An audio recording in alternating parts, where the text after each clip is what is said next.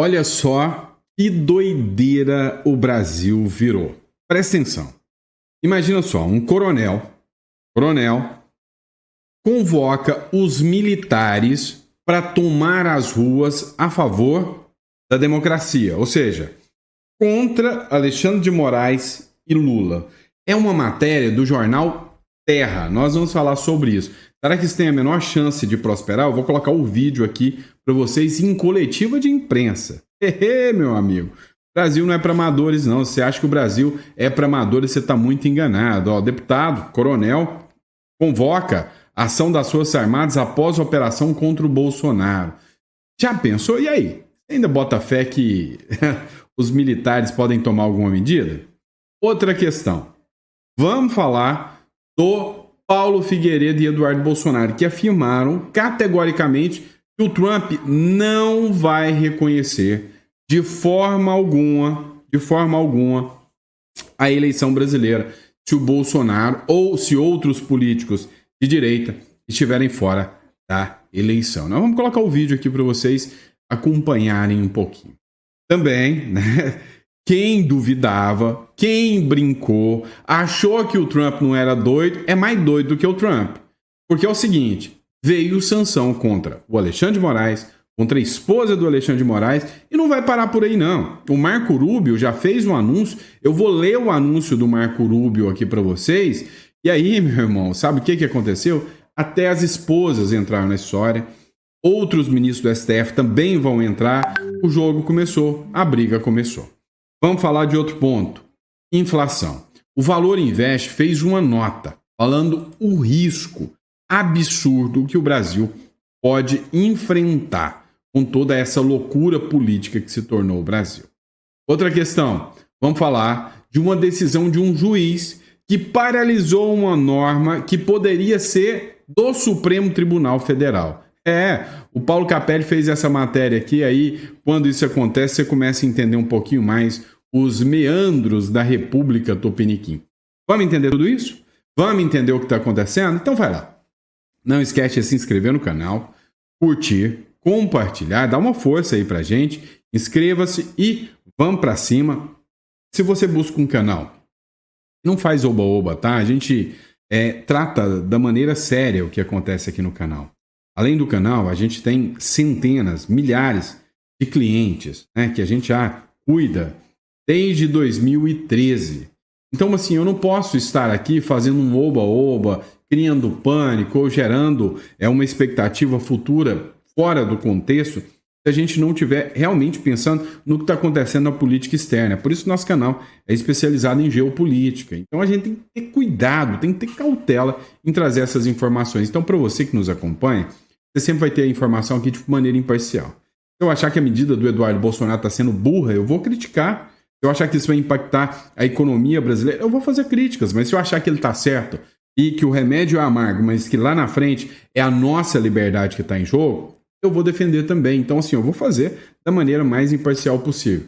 Porque o que adianta você apalpar agora e segurar a economia agora, igual o Bolsonaro fez na época dos caminhoneiros? Não, aí, ó, manda os caminhoneiros parar, senão eu perco a eleição. E aí, o que nós estamos enfrentando hoje?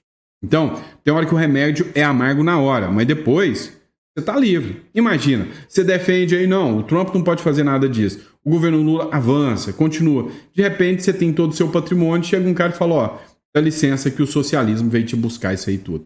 Você duvida? Pois é, a galera da Venezuela duvidou também. Olha o que deu, tá bom? Então vamos entender tudo isso. Não esquece de se inscrever no canal, curtir, compartilhar. Vamos pra cima. Bora entender o que tá rolando. Olha só que doideira. A primeira matéria que eu quero tratar com vocês é essa aqui, ó. Matéria do Terra, política, deputado, o coronel Crisóstomo, evocou a ação das Forças Armadas após uma operação contra o Bolsonaro. Ontem, a Polícia Federal piruleibou, né, por ordem do ministro Alexandre de Moraes, e foi numa ação lá contra o Bolsonaro. Essa ação que foi tomada contra o Bolsonaro, meu amigo, essa ação levantou, né, aí suspeitas malucas de que a medida não é uma medida jurídica, é uma medida totalmente política, ou seja, o Alexandre de Moraes dobrou a aposta. Tipo assim, o Trump e o Bolsonaro. O Trump falou, olha, não bate no meu amigo. Vocês estão batendo no meu amigo à toa. O malvadão, que é o Alexandre de Moraes, falou, não, chegou e pau, bateu ainda mais no amigo. O que está acontecendo? O Trump vai revidar. Então, vamos entender, foi essa ação do Alexandre de Moraes que causou indignação do Coronel Crisóstomo. Eu vou colocar um trechinho do vídeo aqui para vocês. Escuta só. A imprensa agiu em favor do povo. Está na hora da imprensa brasileira agir em favor do povo brasileiro. São os senhores que estão aqui, não somente nós, deputados e senadores, os senhores que são da imprensa brasileira, defendam o Brasil, defendam o nosso povo. Nós não aguentamos mais isso, queremos paz.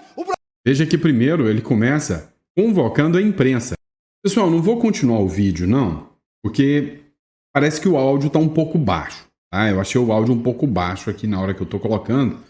Mas é o seguinte, ele continua, e aí ele fala sobre convocar as Forças Armadas. Em coletiva da oposição realizada no Senado Federal, o deputado federal Coronel Crisóstomo disse que tem orgulho da ação dos militares de 1964. O político também fez um apelo aos militares. Forças Armadas, olha o que ele falou, abre aspas, Forças Armadas estejam do lado do povo brasileiro, estejam do lado da democracia, declarou ele, né? Questionado se ele se referia a um golpe militar de 1964, não respondeu e também não esclareceu se estava pedindo uma intervenção militar no Brasil. O golpe de 1964 também foi conhecido como golpe militar, foi a deposição do presidente João Goulart e no início da era da ditadura militar no Brasil, é o que diz a matéria. Vem cá. Olha que loucura. Olha o que ele falou. Forças Armadas estejam ao lado do povo brasileiro. Estão caçando chifre na cabeça de ar. Ué, as Forças Armadas não tem que estar do lado do povo, não tem que estar do lado de quem? De quem? Quem é mais poderoso que o povo no Brasil? Todo poder emana de quem? Do STF? Do Lula? Do Bolsonaro? É do povo. O que ele falou de errado aqui? Forças Armadas estejam ao lado do povo brasileiro. Estejam do lado da democracia. O que é democracia? O que vocês estão caçando aqui, né, de errado? Ou seja, hoje, até as falas mais justas, o possível, que vêm da direita, eles tentam criminalizar. Eles tentaram jogar que ele estava tentando uma intervenção militar. Meu amigo, o Brasil não é para amadores.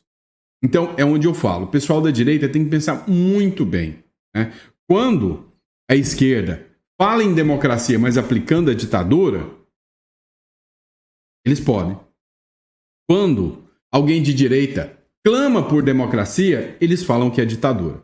É o que se tornou a República das Bananas. Mas vamos lá. Tem uma fala polêmica que foi gravada nos escritórios da Rumble, lá nos Estados Unidos, entre Paulo Figueiredo e Eduardo Bolsonaro. Eles falam abertamente que as eleições no Brasil podem não ser reconhecidas se o Bolsonaro não participar, ou alguém da direita tem a capacidade de participar.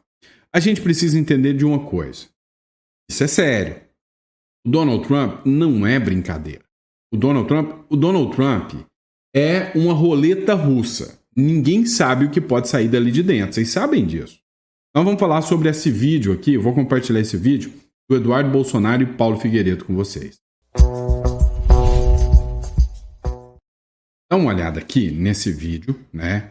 E aí a matéria diz o seguinte: acordem antes do incêndio. O Paulo Figueiredo questiona aqui sobre reconhecimento de eleições americanas, eleições brasileiras pelos americanos. Muita gente fica desanimado. E eu vou explicar uma coisa para vocês logo depois que a gente assistir esse vídeo.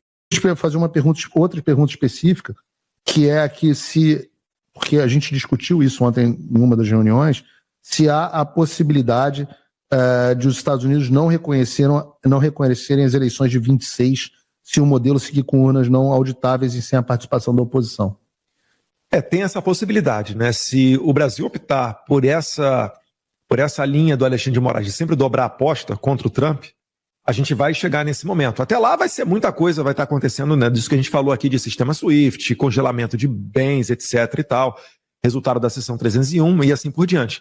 Se nós chegarmos numa eleição onde não ocorra uma ampla participação da oposição, onde o sistema brasileiro não tenha mecanismos mínimos de auditoria, e não adianta ficar repetindo de que o próprio software faz auditoria dentro da urna eletrônica, porque, por definição, isso sequer é auditoria. Tá? Eu estou falando, não precisa ser o voto impresso, não, pode ser o voto na pedra, mas estou falando de meios de se fazer uma recontagem dos votos, né, auditoria verdadeiramente. Se a gente chegar na eleição de 2026 desta maneira, Estados Unidos não reconhecerá a eleição brasileira.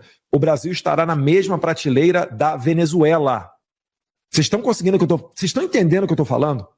Eu estou falando que a gente está a menos de um ano para entrar num processo sem volta, onde você, cidadão comum, vai, em pouco tempo, estar caçando cachorro na rua. Não achem que isso é algo longe. O cidadão venezuelano, se você falar para ele que há 10, 15 anos atrás ele imaginaria que estaria caçando pombo na rua, ele te diria, Eduardo, falaria que você é um louco. Porque a Venezuela é um país tão rico quanto o Brasil, em termos de recursos naturais, cerca de 30 milhões de habitantes. É um país relevante e olha como é que eles estão. O Brasil está seguindo o mesmo passo. Não vai adiantar, a gente vai substituir os Estados Unidos pela China. A China já é o nosso principal parceiro comercial. E você acha que a Venezuela não faz isso? A Venezuela tem intensa relação comercial com a China. Vai ver como é que está a Venezuela. Então não existe outra opção. Nós não temos caminho. Me ajuda a te ajudar? Mas queria te fazer O Eduardo Bolsonaro não errou em momento algum. Quer dizer, o único momento que ele errou é falar que o Brasil vai ficar igual a Venezuela. E a gente tem que observar o que quer dizer vai ficar igual a Venezuela. Porque quando a gente observa, a gente coloca esses quadradinhos, né? A gente tem um primeiro quadradinho, que é o quê? A economia brasileira está igual a da Venezuela? Esse é o primeiro quadradinho. O segundo quadradinho. O judiciário brasileiro já está igual ao da Venezuela? Esse é um outro quadradinho. E aí a gente começa a observar as liberdades, tudo isso. Se a gente falar em economia, não avançamos ainda, mas estamos em caminho acelerado para avançar rumo à Venezuela. Agora, as sanções do Trump era a pedra fundamental para o começo, tá? Vamos dizer assim, da estrutura absurda de deploração, né, de destruição da economia brasileira. Então, para você que não entendeu ainda a hipótese de ter um plano B e nunca postar suas fichas num país só, entenda agora. Você acha que antes alguém imaginava que a Venezuela passaria o que está passando? É loucura. É loucura. Esse é o primeiro ponto. O segundo ponto que nós precisamos estruturar, nós precisamos analisar. Qual é o problema? Do ponto de vista jurídico, hoje, a gente, se não tiver pau a pau com a Venezuela, a gente está pior. Tem presos políticos no Brasil? O que são os presos do 8 de janeiro? São decisões políticas ou são decisões jurídicas? O foro para julgar aquelas pessoas era da vítima do STF? O STF foi vítima. É o foro para julgar aquelas pessoas? O Alexandre de Moraes era o foro para julgar aquelas pessoas? Não. Então nós temos milhares, centenas de presos políticos. Felipe Martins, perseguição política contra o Bolsonaro. É mensalão, petrolão, não. Há um golpe numa narrativa que não convence, onde o Moraes era a vítima e vai julgar o Bolsonaro. Bolsonaro deveria estar sendo julgado em primeira instância. Primeira instância. Se em primeira instância o Bolsonaro estivesse sendo julgado, eu veria maior possibilidade de sinceridade nesse processo. Porque depois tinha recurso ao TJ, né, o Tribunal Federal, perdão. Depois teria recurso ao STJ e depois ao STF. Tá? Mas o Bolsonaro nem direito a recurso terá. Então, do ponto de vista técnico, jurídico, já somos uma Venezuela. Ou pior. Do ponto de vista econômico, estamos caminhando nesse sentido. Agora, quando a gente conversa aqui, eu te pergunto, você acredita que você é empresário brasileiro, por uma publicação da rede social sua, você pode perder tudo? Se você entrar num embate, falar alguma coisa numa publicação na rede social Se uma figura não gosta, uma figura do governo, ele pode chegar até você falando, eu estou te aplicando uma multa de 5 milhões. 7 milhões. Você viu isso acontecendo no Brasil? Viu. Então, você se sente seguro de estar aqui? Esse é o primeiro ponto. Por quê? Porque a gente vai entrar numa matéria que trata sobre isso. A briga vai só acirrar. Só acirrar. Matéria do Paulo Capelli. O ministro Alexandre de Moraes teve o visto já cassado e a esposa do Alexandre de Moraes. Mas não é só sobre ele. A fala do Marco Rubio vai além. Matéria do Paulo Capelli. Por que a esposa de Moraes será atingida pelas sanções do governo Trump? Já foi anunciado, já começou. No governo de Donald Trump, vai suspender o visto do Alexandre de Moraes, da advogada Viviana Barsi, que é a esposa dele, né? Os Estados Unidos colocaram uma lupa sobre as atividades da cônjuge do ministro Alexandre de Moraes por avaliar que, por comandar o escritório de advocacia Barsi de Moraes, ela seria impulsionada pela atuação do magistrado no Supremo. Ora, como é que alguém pode pensar isso? Né? Ora, se o nome do ministro influenciaria o escritório. Né? Além da perda do visto, a Casa Branca avança para aplicar punições com impacto financeiro. A Viviane, por acreditar que a maior parte da renda do casal seria composta pela atuação do advogado. Além disso, tem a questão dos países membros da OTAN que estão alinhados com Donald Trump para aplicar essas sanções. Washington também estuda impor tais tarifas e sanções a outros ministros da Suprema Corte, cujas mulheres exercem advocacia. Atualmente são as esposas de Cristiano Zanin, Dias Toffoli, Gilmar Mendes, que atuam no meio jurídico. O secretário de Estado, Marco Rubio, dos Estados Unidos, né, anunciou nesta sexta-feira, por meio da rede social X, a revogação do visto de Alexandre de Moraes e aliados da corte. Abre aspas. Vou ler para vocês. A caça às bruxas política do ministro Alexandre de Moraes, do Supremo Tribunal Federal, contra Jair Bolsonaro, criou um complexo de perseguição e censura tão abrangente que não apenas viola direitos básicos dos brasileiros, mas também se estende além das fronteiras do Brasil, atingindo os americanos. Portanto, ordenei a revogação dos vistos de Moraes e seus aliados na corte, bem como de seus familiares próximos, com efeito imediato. E aí a grande questão é, quem são os aliados da corte? Ou seja, é uma briga que começou, já deu start, não vai recuar, não tem volta, acabou. Agora, daqui para frente, é só para trás. É simples assim, não tem volta, não tem recuo. E quem está te vendendo a ideia aqui, o ministro Alexandre de Moraes pode recuar, o Lula pode recuar, está mentindo para você. Ou para quem está te vendendo a ideia que, não, mas isso vai prejudicar o Bolsonaro, então acho que o Trump vai recuar. Esqueçam, estamos numa guerra fria, fogo cruzado econômico, e quem está no meio servindo de escudo é o otário do cidadão brasileiro. Se eu estiver mentindo, pode puxar minha orelha, me corrigir falando que você não entende nada de economia. Pode falar, não tem problema não, mas não vai ter recuo. A guerra é política, mas o efeito é comercial, o efeito é econômico. Olha só. Uma nota, né, dos sindicatos dos empresários falaram pela CNN, sobre como, né, fica esse embate agora. Eu quero que vocês ouçam os empresários. Quem é que gera renda para esse país? Quem é que gera imposto para esse Brasil? Quem é que emprega o Brasil? É o Lula que gera renda para o Brasil? Não seja trouxa de acreditar nisso. É o Haddad? Não seja burro de acreditar nisso. É o governo que gera renda? Não. O governo muito ajuda quando não atrapalha. São os empresários que geram renda aqui para a República Tupiniquim. Então, vazando, tirando dinheiro, fugindo. Mais de 45 bilhões saíram só depois, né, que esses embates do Lula começaram. Então, ouça. No próximo bloco, agora eu vou colocar o vídeo dos empresários falando na CNN para vocês ouvirem. Olha só. Vinícius Carrion publicou o seguinte.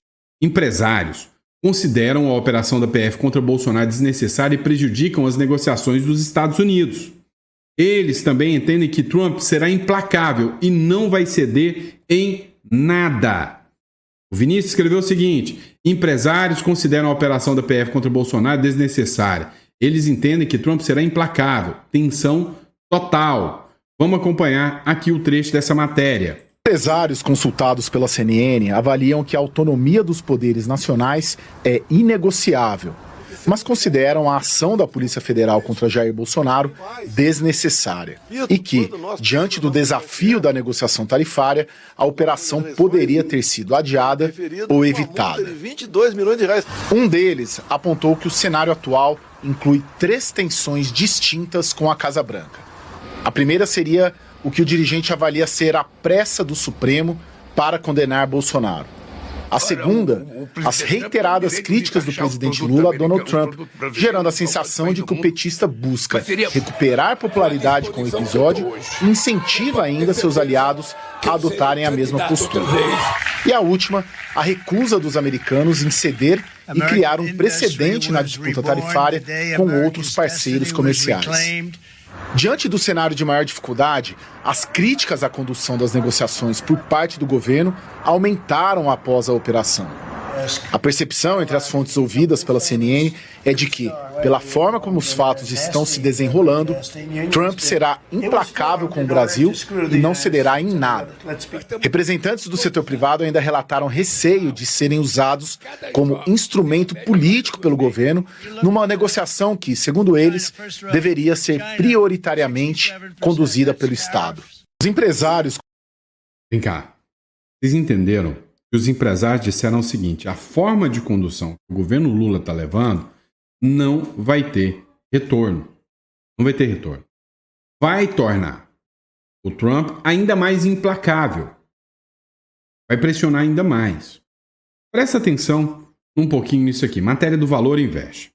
Quanto você precisa ter investido em dólar para não sofrer com a inflação? Ou seja, você tem noção de que dados do setor americano apostam que o dólar vai bater 7,50 logo, hora que o rompimento se tornar oficial entre Brasil e Estados Unidos.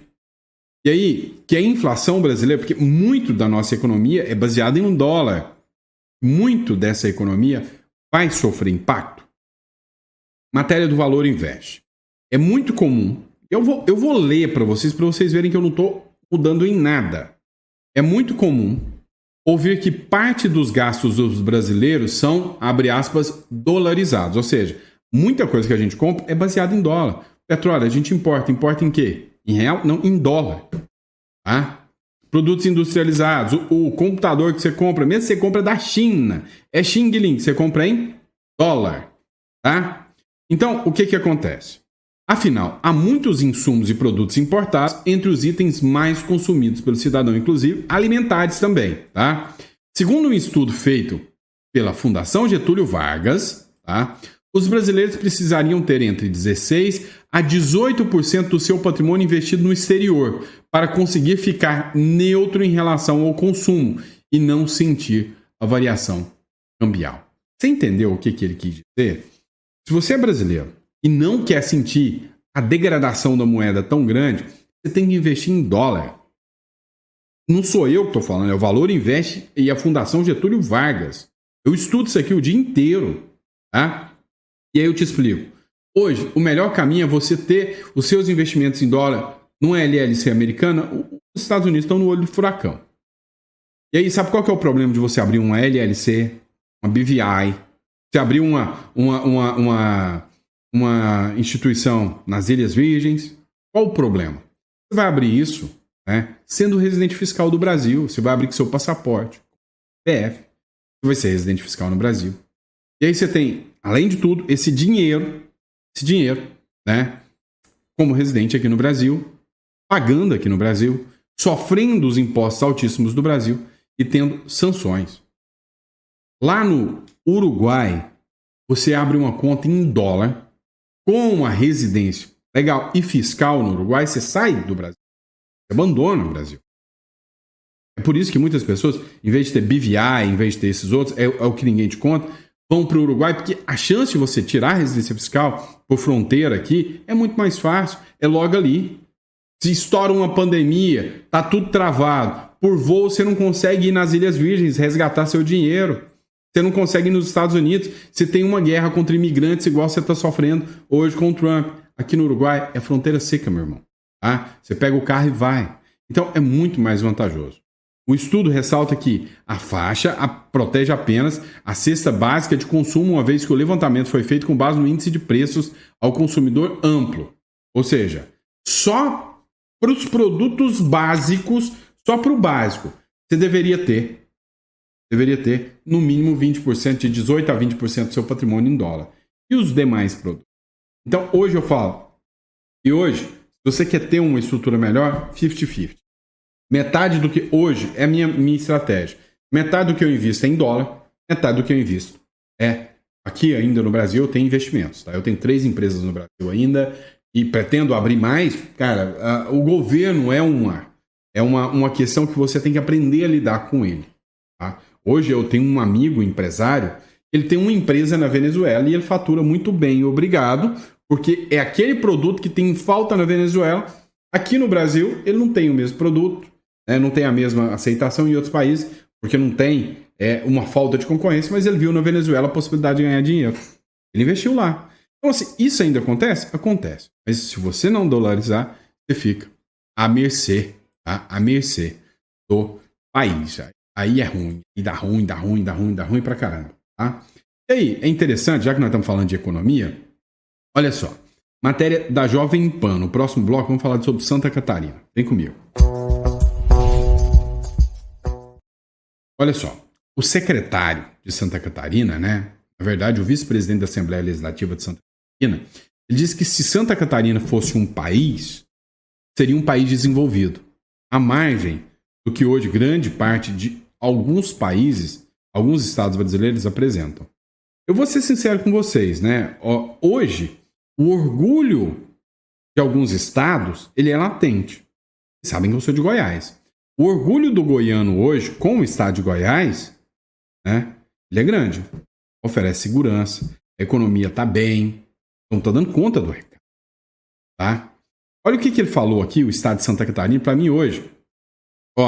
Tem 4 estados, né? Tem o estado de São Paulo, que é uma fruta numa economia. Cara, assim, isso é pessoal meu, tá? Amo São Paulo e devo a minha vida a São Paulo. Vocês sabem da minha história com relação a São Paulo. Sou paulista também, tá?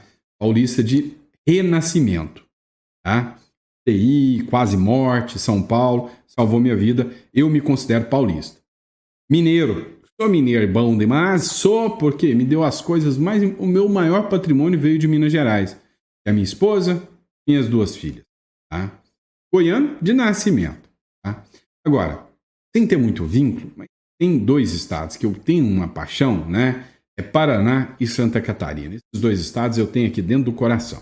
O Rio Grande do Sul também, lógico, estado maravilhoso. Mas assim, por quê? Porque a gente vai criando simetria, amizades. E aí, meu amigo, escuta o que ele fala aqui. Interessante.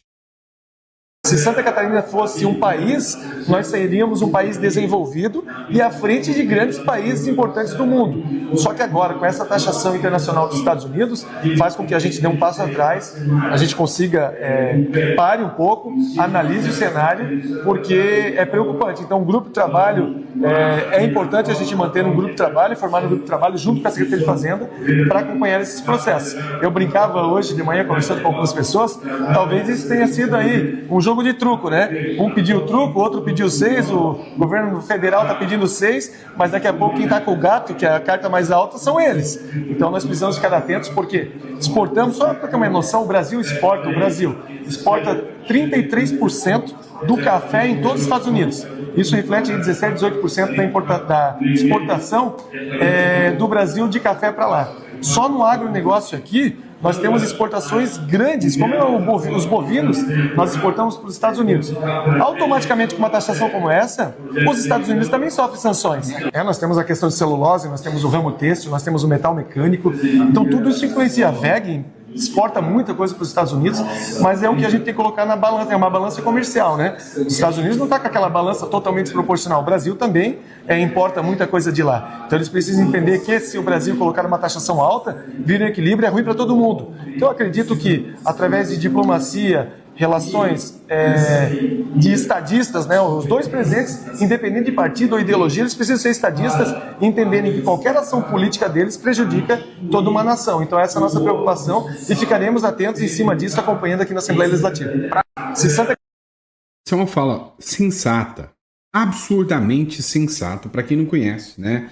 O vice-presidente da Assembleia Legislativa de Santa Catarina é o Fernando, tá? Fernando Krellin. Cara, assim, absurdamente sensacional do ponto de vista, né, de coerência, tá? Assim, não acompanho todo o trabalho dele, de Santa Catarina e tudo, mas todas as publicações que eu vi até agora são publicações sempre coerentes, a fala dele foi muito coerente. O Brasil está no meio de uma batalha ideológica, bom? E o pior de tudo é que hoje, antes de mais nada, nesse embate aqui, se você me perguntar, a culpa é do Trump ou a culpa é do Lula? Cara, pra mim, minha opinião, é que eu coloco 99,9% da culpa no Lula e não no Trump. Por quê? Porque foi ele que começou atacando o Trump, foi ele que começou se alinhando com o BRICS, foi ele que começou atacando a direita, e aqui no Brasil eu não vejo, mas nem de longe, né, justiça na decisão que está sendo tomada em relação ao Bolsonaro. Então, se o Trump resolveu tomar essa medida, sem culpa do Lula, pode ter certeza que não foi. Ok? Abraço, pessoal. Fica com Deus. Vamos lá. 7 horas eu tô aqui. Abraço.